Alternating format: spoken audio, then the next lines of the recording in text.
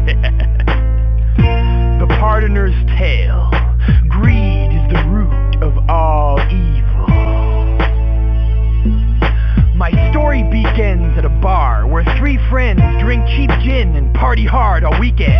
These men were riot starter types who spent the better part of their money on cards and dice, living the life of loose women and vice, picking fights, seduced by all 7 different types of sins, a feeding frenzy of vengeance, vanity, lust, greed, and envy. Devious energy left them half insane, laughing deranged like hyenas at their bastard games. As each glass was drained and each bet was placed, they set the pace and left space for their next mistakes. All excessive waste and drunken rambling, with eager hands trembling. Eventually gambling leads to panhandling. But that's the price you pay to cast the dice, and other appetites pay the same sacrifice, while the false assumption is they help us function, when really it's just a dungeon of self-consumption. In other words, it's not worth it. This world is not perfect, but it gets worse if flesh is the only god you worship. As mortal men, you need more than the sinews in your corpse to defend you. But let the story continue, the same as before, where these 3 hardcore men drink at the bar. Someone came in the door and ordered a beer, and told a sad story they were sorry to hear. Choking on tears, he said, "Death is a thief. My friend was asleep and his breath just ceased. May he rest in peace and never be stressed. I guess people ever need to be ready to meet death." And disrespectfully, the 3 inebriated rioters proceeded to curse and debated the guy's words. "I've heard," stated the first, "enough about death. Every town is gripped in his clutches without rest. What is it about this foe that's so scary? Please, if an adversary bleeds or breathes the same air as me, I can bury it. See, fellas, what I'm telling you is death is a villain, and the rest is irrelevant. So let's go kill him." Picture me being scared of a that breathes the same air as me. When each said his piece, the rest agreed, and the 3 friends hit the streets and went to seek their destiny and provoke a confrontation. In a drunken rage, hoping death would come and face them. Their intoxication made them sure of their purpose and fed the infernal furnace of their courage, a kernel nourished by these 3 murderous wretches in denial. Less than a mile into their quest to put death on trial, they met this guy all wrapped in bandages, an old handicapped man with disadvantages. And the 3 friends examined his bleeding flesh and demanded he tell them how he was cheating death. Seeming perplexed, the old man responded with soft words and said, "I walk the earth like a creature God has cursed. My lot is the worst and most desperate place to be. I pray faithfully every day for death to take me, waiting patiently, and someday he will arrive. But in the meantime, until I die, I'm still alive." In a burst of ill-advised pride, the first of the 3 rioters replied, "This guy is a spy, or worse. I guess death is his master and gives him everlasting life forever after. A benevolent benefactor, perhaps, to have protecting you. But nothing gets a confession faster than weapons do." And stepping to this old man with mindless threats, they demanded he tell them where they could find death. "Find death?" laughed the old man. "Perhaps you will.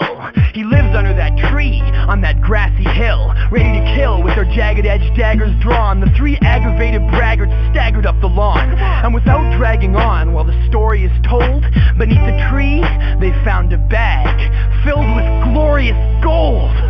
The hoard was more than 40-fold their wildest dreams, and they smiled like demons, hatching violent schemes, while the steam from their previous plan was dissipated. They were so fixated on the goal that just abated, and the search for death was traded for work of greater urgency. Now the worst of the 3 had the first words to speak, and said, "Certainly it seems fortune gave us this gold to save us from having to work and slave in the cold. But fortune favors the bold, and to spend this treasure on endless pleasures to begin, we'd better take preventative measures. Cause if the switch from poor to rich is too disproportionate, then law enforcement will get suspicious how we afforded it, and then we'll pay the price. So let's sit tight and play this right. See, we'll wait till late at night, and if all is not lost, under the cover of darkness we can haul this all off. But for now we'll draw straws, since we got a lot of time, and one of us can run off and buy a bottle of wine." Okay. The others thought the plot was fine and trusted its wit, and the youngest among them drew the cut stick, rushed to get booze so this could be celebrated, while the other 2 plotted and whispered while they waited. The worst delegated again and said, "Listen, friend, let's invent a way to get paid a greater dividend. In the end, we can each have half this treasure if we get our acts together now and take drastic measures. The other asked incredulously, how can this be, when right now we're bound to split the treasure by 3? Let's see, said the first with a savage laugh. Just imagine the third man gets stabbed in the back. Now I'm bad at maths, addition and subtraction, but don't we get to split the treasure in half then?